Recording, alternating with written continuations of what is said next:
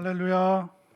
예, 오늘 오신 또 온라인으로 예배드리는 모든 분들에게 또 하나님의 예비하신 크고 놀라운 은혜가 충만하기를 소망합니다. 어떻게 다들 건강하세요? 예. 오늘도 이제 주변에 있는 교회 목사님이 전화 주셔서 지난주에는 부교육자분들이 다 걸렸고 오늘은 내가 걸렸어라고 이제 연락을 주시더라고요. 그래서 지난주에는 혼자 당신 혼자 교회 지켰는데 이번 주는 부교육자분들이 교회를 지키고 있어 이제 연락 주시면서 어제 막 정말 죽을 고생을 했다가 오늘 조금 나아졌어. 그렇게 전화가 오신 거예요. 물론 우리가 가볍게 지나가야 하시는 분들도 있는데 그 목사님도 3차 접종을 다 했는데도 걸리셨더라고요. 그렇기 때문에 그리고 가볍게 지나가기도 하지만 또 힘든 분들은 정말 너무 힘들고 고통스럽고 어려워하시기 때문에 가급적 우리가 걸리지 않는 것이 중요하고 또 걸렸으면 빨리 약이나 또 의료진의 그 도움을 받아서 또 약 처방 받고 또 잘 쉬고 그게 굉장히 중요한 것 같습니다. 그래서 내가 가능한 누군가에게 폐를 끼치지 않고 또 내가 스스로를 안전하게 보호해야 되는 그런 시기이기 때문에 또 우리가 합당한 그리고 또 합리적인 그런 생각 속에서 우리 성도님들이 늘 건강하시기를 늘 기도하고 또 여러분들도 저를 위해서 기도해 주시면 감사하겠습니다. 참고로 저는 안 걸렸습니다.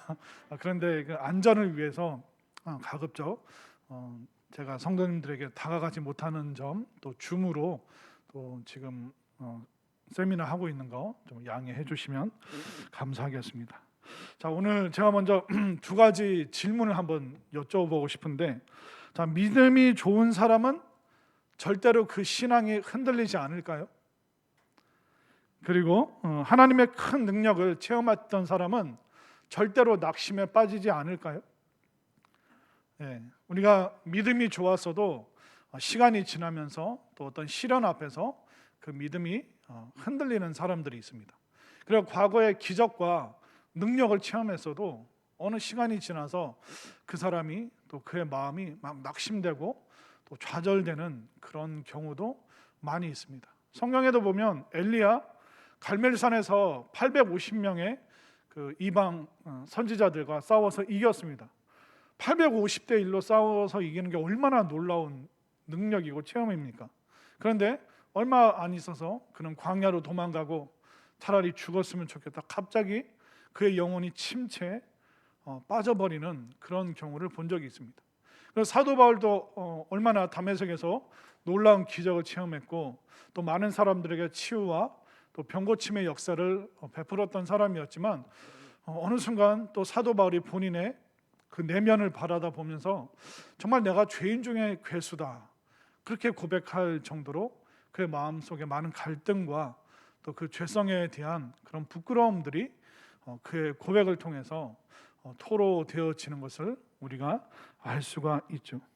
때로는 군사처럼 정말 용맹한 신앙을 갖고 있다가 폐잔병처럼 숨어 있고 낙오되고 또 어떻게 보면 타락한 그런 삶의 시간들도 우리에게 있을 수가 있습니다. 왜 그럴까요? 정말 멋진 믿음, 정말 좋은 믿음, 사람들이 존경할 만한 그런 모습을 보여주다가 어느 순간 오랜 시간 지나서 오랜만에 만났는데 믿음 하나도 없이 정말 낙심 가운데 절망 가운데 믿음이 다 온통 흔들려서 그 믿음의 기반도 안 보이는 그런 모습을 우리가 또한 볼 때가 있습니다. 왜 그럴까요? 왜 믿음 좋았던 사람들이 흔들릴까요? 왜 과거에 큰 역사를 경험했던 사람이 아예 믿음 없는 것처럼 행동할 때가 있습니다. 왜 그러냐면 우리가 아직은 육신을 가지고 육신 안에서 살아가기 때문에 우리는 흔들리고 때로는 낙심하고 수많은 그런 갈등 속에 있는 겁니다. 자, 이 육신이 참 오묘해요. 하나님께서 만드셨죠. 그런데 아담과 하와의 타락으로 인해서 우리 육신은 죄성과 어떻게 보면 붙어 있습니다. 우리 내면에 있는 이 죄성, 또 우리 속에 있는 연약함, 이것이 우리를 늘 갈등하게 하고 번민하게 하고 또 스스로를 초라하게 또 바보처럼 여기게 만듭니다. 그러니까 내 육신이 갖고 있는 이 죄성과 연약함, 이것 때문에 우리는 절망할 때가 굉장히 많죠. 또 이 육신을 가지고 세상을 살아갈 때 이 외부적인 환경이 육신을 갖고 있는 나를 내버려 두질 않습니다. 이 육신을 통해서 끊임없이 수많은 자극과 유혹들이 우리에게 오죠. 또 내 육신 바깥에 있는 이 환경들이 우리의 신앙생활을 건강하게 하지 못하도록 회방할 때도 많이 있습니다. 여러분들이 초신자였을 때 처음 믿음 생활할 때 그런 분들 있으시죠? 가족들의 반대 때문에 굉장히 교회 나오기가 어려울 때가 있습니다. 나는 지금 내부적으로 믿음이 막 샘솟고 있는데 가정적인 환경, 또 외부적인 환경을 우리의 이 믿음 생활하는 우리의 육신을 내버려 두지 않죠. 좀 교회 좀 그만 가. 뭐 그렇게 유별나게 신앙생활 하냐. 헌금 좀 그만하고 헌신 좀 그만해. 나는 지금 말씀 안에서 믿음이 충만한데 외부적인 환경은 그 세속적인 그런 생각들 때문에 가족들이 나를 공격할 때가 있습니다. 또 우리가 신앙의 여정을 가다 보면 우리가 이 육신을 갖고 있기 때문에 외부적인 환경뿐만 아니라 또 믿음의 사람, 믿음의 연조가 오래되신 분들도 때로는 수많은 환경적인 그런 갈등을 겪게 됩니다. 우리가 믿음이 있으면 어떤 갈등이 생길까요? 믿음의 사람은 기도 좀 안 하잖아요. 그럼 답답함을 느끼게 됩니다. 또 믿음이 있는 사람은 어떤 갈등을 겪게 되냐면 예배 퐁당퐁당 빠지면 마음에 어떤 위기의식을 느낍니다. 여러분들이 기도 안 하는데도 답답함이 없다면 불신자일 가능성이 많습니다. 그러니까 교회 오래 다닌 불신자, 여러분들이 예배를 퐁당퐁당 자꾸 빠지는데 죄책감이 안 든다? 마음에 부담감이 없다? 그러면 여러분들은 불신자일 가능성이 굉장히 많습니다. 기도 안 하면 영혼이 답답해지고 예배 안 드리면 뭔가 불안하고 손에 안 잡히고 그게 당연한 거예요. 그런데 육신을 갖고 있는 우리는 자꾸 기도의 자리를 슬며시 외면하려고 그러고 또 예배의 소중함에 대해서 대수롭지 않게 여기는, 그러니까 내 외부적인 그 환경이 얼마나 좋고 감사한지 모르면서 우리는 수많은 그 갈등과 또 내면의 죄성과 그 연약함이 계속 우리 환경에 반응하면서 우리를 힘들게 만들 때가 참 많이 있습니다. 그래서 믿음이 좋았는데 어떤 외부적인 환경이나 아니면 내면의 그 죄성 때문에 믿음이 흔들리는 사람들, 큰 능력과 기적을 체험했음에도 불구하고 그 육신이 갖고 있는 죄성으로 인해서 그 죄성이 환경을 보면서 절망하고 좌절하면서 그의 믿음이 송두리째 사라지는 그런 안타까운 경우도 보게 됩니다. 왜 그럴까요? 그냥 육신을 갖고 있는 건 알겠는데 도대체 왜 이렇게 신앙생활하면서 그냥 모든 것이 순탄하고 탄탄대로가 되면 좋겠는데 왜 번민과 갈등과 때로는 좌절과 때로는 왜 고난이 있는가? 거기에 대해서 오늘 성경 오늘 8장 2절에서 말하고 있습니다. 우리가 뭔가의 지배를 받고 있다는 겁니다. 2절 말씀 함께 읽겠습니다. 8장 2절 시작. 이는 그리스도 예수 안에 있는 생명의 성령의 법이 죄와 사망의 법에서 너를 해방하였음이라. 해방받기 이전에는 두 가지 힘에 우리가 눌려 있습니다. 어떤 사람은 생명의 성령의 법, 여기서 말하는 법은 구약의 율법을 말하는 게 아니라 힘, 권세를 말합니다. 누군가는 생명의 성령의 권세 아래에서 그 힘 아래에서 살아가는 사람들이 있고 또 어떤 사람들은 죄와 사망의 힘, 죄와 사망의 권세 아래에 짓눌려서 살아가는 그런 사람들도 있습니다. 그런데 우리가 육신을 갖고 있으면 주일날은 생명의 성령의 지배를 받는데 주일 예배 드리고 집에 가면서 집에 가서 죄와 사망의 그 힘에 눌리게 되면 은혜 받은 그 모든 게 때로는 입으로 까먹고 때로는 집에 들어가자마자 막 짜증을 낼 수도 있고, 그렇기 때문에 우리가 육신을 갖고 있는 한은 이 생명의 성령의 법에 지배를 받든지 아니면 죄와 사망의 법에 지배를 받든지 두 가지 그 힘 중에 하나의 힘에 지배를 받게 되어 있습니다. 그런데 믿음의 사람들은 주로 생명의 성령의 법을 따라가죠. 그런데 간혹 이 육신이, 믿음 있는 이 육신이 때로는 죄와 연약함에 굴복하게 되면 죄와 사망의 법이 서서히 우리를 짓누르고 힘들게 하고 우리의 발목을 잡을 때가 참 많이 있습니다. 그러면 어떻게 해야 될까요? 쉽습니다. 죄와 사망의 법이 우리를 짓누르고 있으면 싸워서 이기면 돼요. 이것을 투쟁, 싸워서 계속 우리가 그 전쟁을 이어가는 투쟁이라고 하죠. 우리가 몸이 약하면, 병들면 병든 그 기간을 뭐라고 합니까? 투병중이라고 얘기하잖아요. 병과 싸워서 우리가 이겨내면 되는 거예요. 그러니까 죄와 사망의 법, 그 어둠의 법이 우리를 지배할 때 어떻게 해야 됩니까? 싸워서 이기면 되는 거예요. 투병을 하고 투쟁을 하고 싸워서 이기면 되는데 우리에게 그걸 이길 힘이 있을까요? 이 어마어마한 그 죄의 권세를, 그 짓누르는 죄의 힘을 우리가 스스로 이겨낼 수 있을까요? 없습니다. 그래서 오늘 로마서 8장에서는 우리가 스스로 이 죄와 사망의 법을 이겨낼 수 없기 때문에 도와주시는 분이 있다. 그분이 누구시냐? 오직 성령님께서 우리를 도와주신다. 8장에서는 육신에 대한 얘기가 계속 나오고 또 8장에서는 성령에 대한 이야기가 계속 나옵니다. 그러니까 육신과 성령에 대한 이 죄와 사망 그리고 생명의 그 능력에 대한 이야기가 계속 지금 거대한 전쟁처럼 보여지고 있습니다. 자, 육신이라는 단어가 8장 1절부터 11절 사이에 몇 번 나오나 한번 보십시오. 자, 3절 말씀, 여러분들 세셔야 돼요. 육신이 몇 번 나오나? 3절, 율법이 육신으로 말미암아.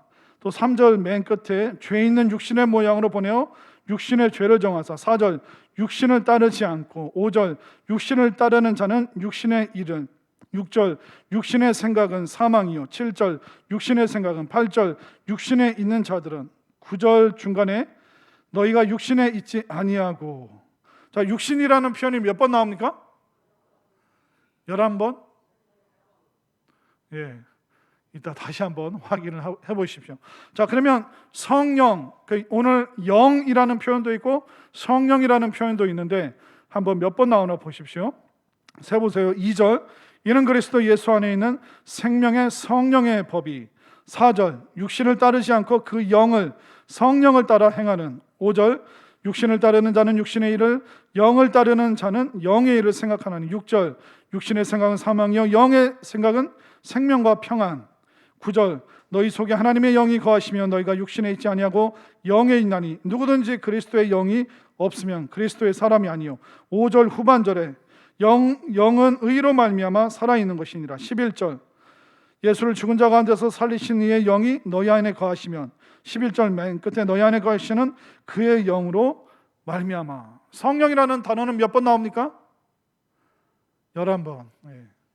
여러분들 한번 이게 육신에 대한 단어가 쭉 나오고 그 반대편에 성령의 생명의 법에 대해서 쫙 설명을 하고 있습니다. 성경 중에서 육신에 대한 단어가 이렇게 많이 들어간 곳은 로마서 8장밖에 없어요. 성령에 대한 단어가 제일 많이 들어간, 연속적으로 들어간 구절도 로마서 8장밖에 없습니다. 이 거대한 죄와 사망의 힘, 생명의 성령의 힘, 이 힘이 서로 싸우고 있는 거예요. 누구를 차지하기 위해서? 내 마음을, 내 영혼을, 내 인생을 다스리기 위해서, 또 때로는 짓누르기 위해서. 죄와 사망의 법은 우리를 짓누려고 그래요. 그러나 성령의 생명의 법은 우리를 지키기 위해, 우리를 그 생명의 그늘 아래 보호하기 위해서 끊임없이 우리가 어떤 곳에 속하도록 할 것인가, 계속 우리들 마음속에, 우리의 영혼 속에 이 전쟁이 끊임없이 일어나고 있습니다. 그래서 이 전쟁에서 우리가 싸워서 이길 수 있으면 좋겠지만 우리에게는 그런 힘이 없습니다. 그런 능력이 없습니다. 그렇기 때문에 이 죄와 사망의 법을 싸워서 이길 수 있는 분은 성령님, 그리스도의 영이신, 하나님의 영이신 성령님만이 이 죄와 사망의 법을 싸워서 이기실 수가 있는 것이죠. 그러면 성령님께서 그 생명의 법을 통해서 우리에게 무엇을 주길 원하실까요? 첫 번째는 예수 그리스도와 연합을 이룰 수 있도록 성령님께서 역사해 주십니다.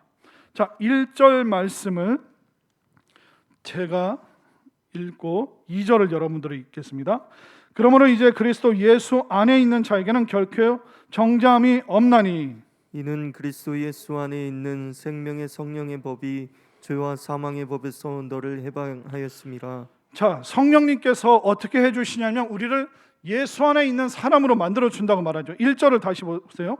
그러므로 이제 그리스도 예수 안에 있는 자에게는, 예수님 안에 있다는 것은 뭐냐면 예수님과 연합되었다는 것입니다.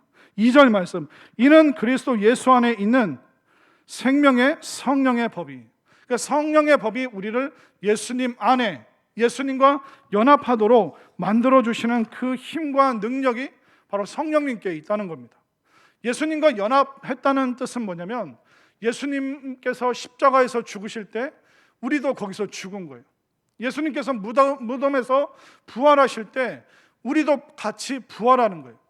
예수님께서 하늘 보좌에서 권세를 가지실 때 우리도 예수님과 연합되었기 때문에 그 권세, 내 권세가 되는 거예요. 믿으십니까?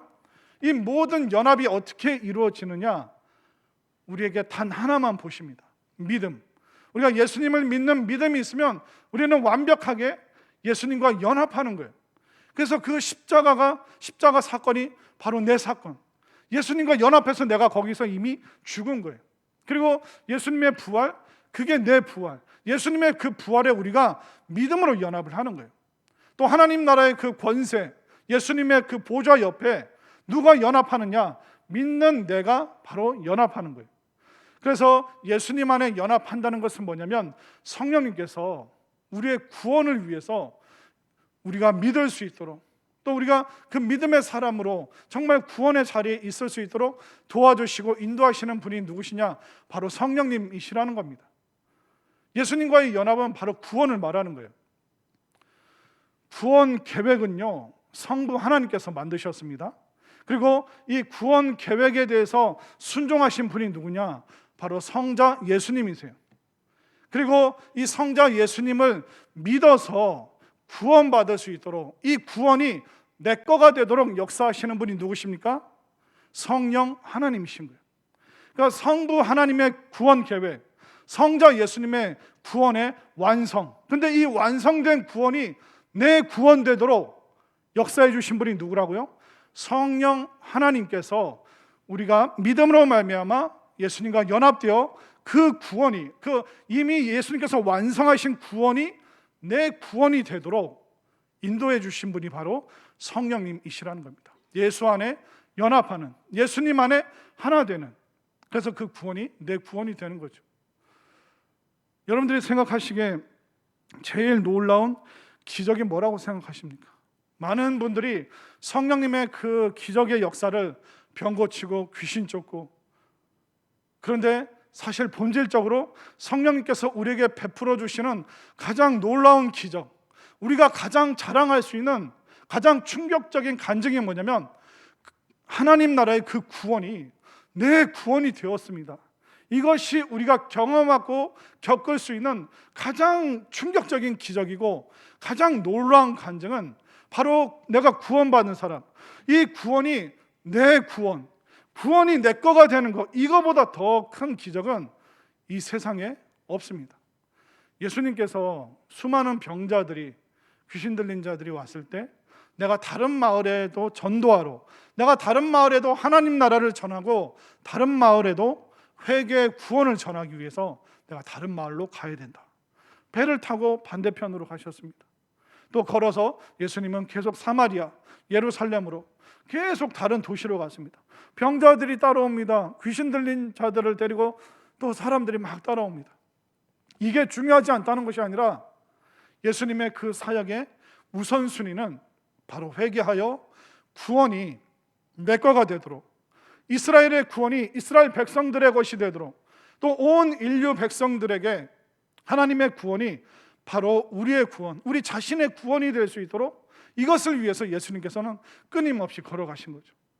예수님의 사역의 초점도 결국 우리의 구원에 있는 거예요. 십자가 구원, 부활로 구원을 증명하시고, 병 고친 거와 귀신 쫓는 거, 어떻게 보면 이거는 두 번째, 세 번째, 중요하지 않다는 것이 아니라 가장 놀라운 구원은 우리가 눈에 보이는 그것이 아니라 바로 성령님께서 예수님의 그 구원이 내 거가 되도록, 예수님과 연합함으로 말미암아 구원이 내 거가 되도록.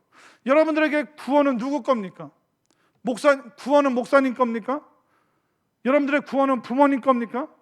이 구원이 여러분들 한 사람 한 사람, 이 구원은 내 겁니다 라는 이 고백, 이 확신이 여러분들에게 넘치시기를 바랍니다. 이 구원은 누구 겁니까? 내 겁니다. 한번 해보시면 너무 좋을 것 같아요. 이 구원은 누구 겁니까? 네, 그게 제일 중요한 거예요. 이 구원이 남의 거면 어떻게 합니까? 그건 너무나도 무서운 일이죠. 저는 여러분들의 자녀들에게 정말 구원이 여러분들의 아들의 구원이 되고, 여러분들 딸에게 구원이 딸의 구원이 될 수 있도록, 여러분들의 남편에게 이루어져야 될 그 구원이 여러분들 가정 안에 충만하게 이루어지기를 소망합니다. 그렇기 때문에 여러분들이 소망하실 뿐만 아니라 기도하셔야 돼요. 성령님, 내가 믿어서 이 구원이 내 거가 됐는데, 우리 남편도 믿어서 이 구원이 남편의 것이 되고, 우리 아들, 딸도 성령님으로 말미암아 믿음이 생겨서 이 구원이 우리 자식들의 것이 될 수 있도록, 구원이 내 거다라고 고백할 수 있는 그런 구원의 가족, 성령님 따르는 가족 되게 하여 주옵소서. 이 기도가 여러분들의 힘 있는 기도가 될 수 있기를 소망합니다. 이거 믿어지도록 하는 것, 내가 믿는 것, 이거 내가 할 수 있는 게 아닙니다. 성령님만이 해주실 수 있는, 성령의 능력 안에서 구원이 내 거가 되도록 해주시는 그 역할, 그 사역, 그 능력이 바로 성령의 생명의 법 아래에 있기 때문에 여러분들이 성령님을 떠나지 아니하고, 또 이 구원이 또 우리 가족들의, 우리 친지들의, 이 대한민국 모든 사람들의 구원이 될 수 있도록 여러분들 꼭 기도하고 전도하시기를 바랍니다. 자, 그리고 두 번째, 성령님께서 또 해주시는 그 생명의 역할이 뭐냐면 우리를 거룩으로 이끌고 가 주십니다. 우리는 못하는데 성령님께서는 하실 수가 있어요. 우리를 거룩으로 이끌어 가 주시는데 4절 말씀을 보세요. 4절 잘 보세요.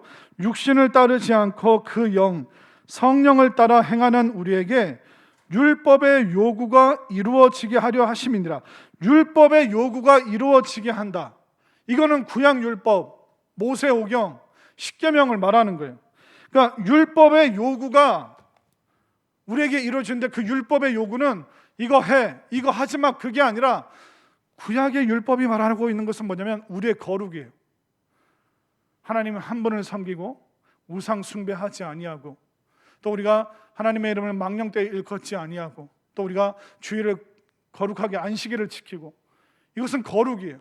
부모를 공경하고, 거짓말하지 않고, 간음하지 않고, 이웃의 것을 탐내지 않고, 도둑질하지 않고, 이게 뭡니까?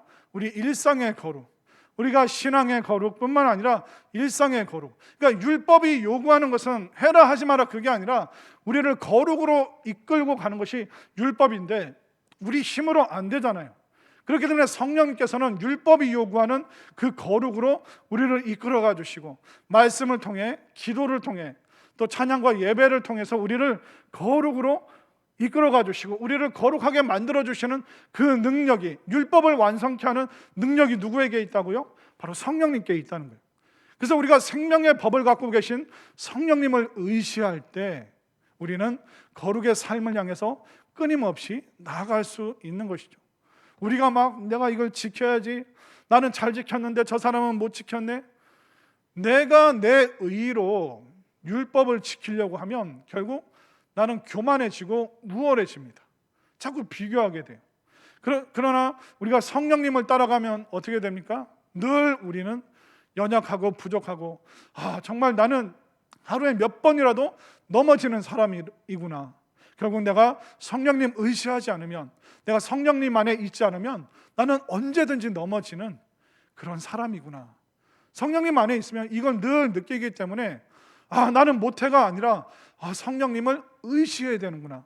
성령님께 딱 붙어 있어야지만 내가 거룩을 향해서 갈 수 있는 거지. 내가 성령님을 벗어나는 순간 나는 우쭐해지기도 하고 교만해지기도 하고 남들보다 내가 더 낫지, 그런 잘못된 거룩이 아닌 엉뚱한 것을 내가 따라가게 되는구나. 그걸 깨닫도록 인도해 주시는 분이 누구라고요? 바로 성령님께서 우리를 거룩으로, 성령님께서 우리 예수님과의 연합을 통해 구원을 이루어 주시고 또 우리를 그 율법의 그 모든 요구 사항인 거룩을 향해서 거룩을 완성할 수 있도록 인도해 주시는 분이, 이끌어 가 주시는 분이 또한 성령님이시다라고 말하고 있습니다. 그래서 성령님의 또한 역사하심은 뭘까요? 우리를 충만함으로 끌어올려 주십니다. 자, 6절 말씀을 볼까요? 자, 6절 말씀 짧으니까 함께 읽겠습니다. 시작. 육신의 생각은 사망이요 영의 생각은 생명과 평안이니라. 자, 육신의 생각은 사망입니다. 사망, 죽음은 뭡니까? 죽음은 올라갑니까? 끌어내려갑니까? 내려가는 거예요. 죽음은 땅 밑으로 계속 내려가는 거 일밖에 없어요. 그러나 성령의 생각은 생명과 평안이라. 생명은 밑으로 내려갑니까? 아니면 위로 자라갑니까? 위로 점점점 자라가죠. 나무도 식물도 꽃도 위로 자랍니다. 애들도 죽은 자는 땅으로 점점점 바닥으로 땅 밑으로 내려가는데 태어난 생명을 갖고 있는 아이들은 어떻게 됩니까? 누워있다가 앉아있다가 서있다가 막 달리고. 그러니까 생명의 역사는 뭐냐면 계속 위로 끌어올려주는, 올라가는 역사가 있는 거예요. 그러나 사망과 죽음은 점점점 끌어내리는, 내려가는 그런 운명이 될 수밖에 없죠. 자, 11절을 또 한번 보십시오. 성령께서 왜 올리시고 왜 사망은 끌어내릴 수밖에 없는가? 11절. 예수를 죽은 자 가운데서 살리신 이의 영이. 살아난 사람은 누워 있습니까? 서 있습니까? 서 있죠. 위로 올라가는 역사가 있잖아요. 너희 안에 거하시면 그리스도 예수를 죽은 자 가운데서 살리시니가 너희 안에 거하시는 그의 영으로 말미암아 너희 죽을 몸도 어떻게 하신다? 살리신다. 살아난다는 건 일어나잖아요. 와, 생명의 역사가 있으면 막 기뻐 뛰고 점점점 그 분위기가 고조되면서 위로 올라가는 거예요. 그런데 생명이 없고 사망과 죽음과 시편은 뭡니까? 한숨, 땅이 꺼져라. 죽은 사람은 땅 밑으로 묻힐 수밖에 없습니다. 죄와 사망의 그 결과는 끌어내리는 거예요. 그러나 성령님의 역사는 무엇입니까? 끌어올리는, 살리는, 생명이 계속 자라가도록 충만하게 만들어주시는 그 역사가 누구 안에 있느냐? 바로 성령님 안에 있다는 것입니다. 여러분들의 신앙을 보십시오.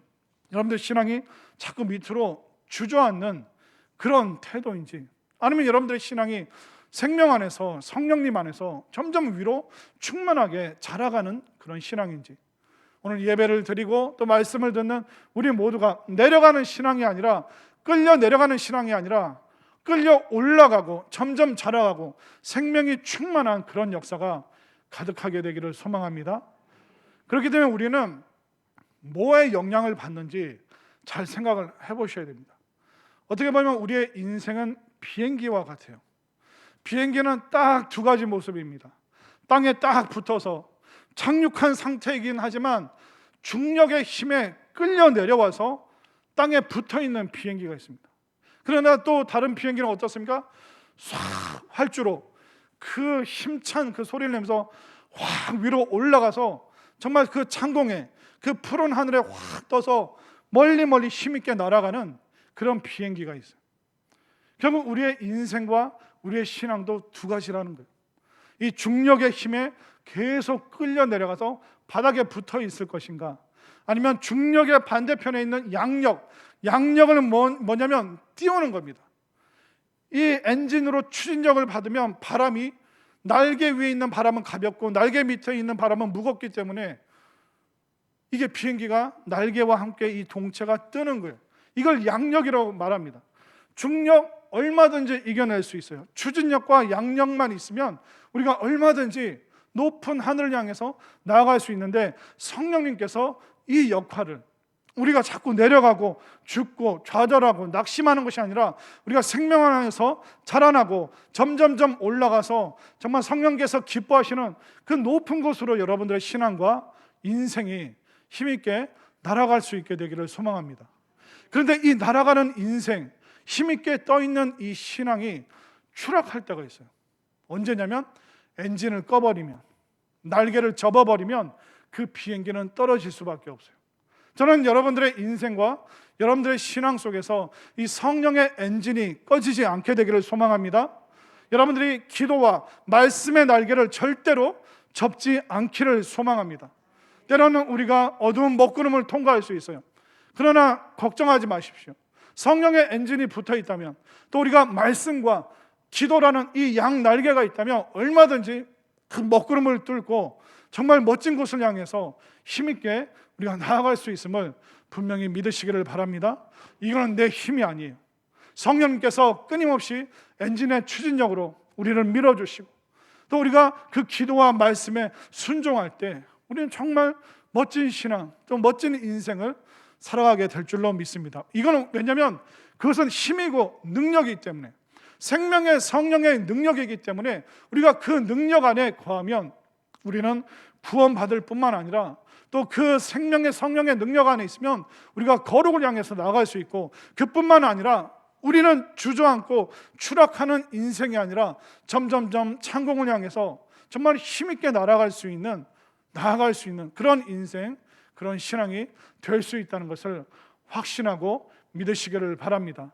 우리가 그동안 우리의 육신이 끊임없이 이 죄와 사망에 반응했다면, 이제 우리의 삶의 신앙의 태도를 돌려서 생명의 성령의 법에 우리가 순응하고 순종하여서 예수님과 연합하여 이 구원 내 거, 이 구원이 우리 가족의 것이 되고 우리 민족의 것이 되도록 여러분들이 기도하시고, 또한 성령님 안에서 거룩을, 율법의 완성을 이루어가는 그 거룩의 삶을, 거룩이 또한 여러분들의 기쁨이 될 수 있기를 바랍니다.